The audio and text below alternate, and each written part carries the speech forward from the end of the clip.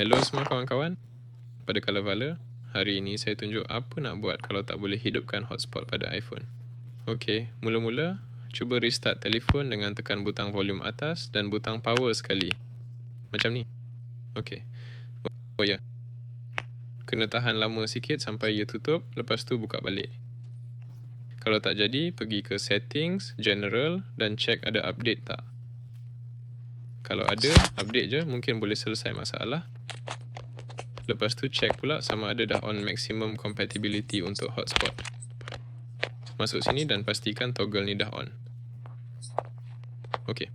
Kalau semua cara ni tak jalan, tinggal satu je, kena reset iPhone kepada factory settings. Untuk buat ni, pergi ke general, lepas tu reset kat sini dan reset iPhone. Semua data akan hilang dan ia akan reset ke factory settings dan kemungkinan besar akan selesaikan masalah korang. Okey, itu sahaja. Wala bersama anda. Jumpa lagi semua.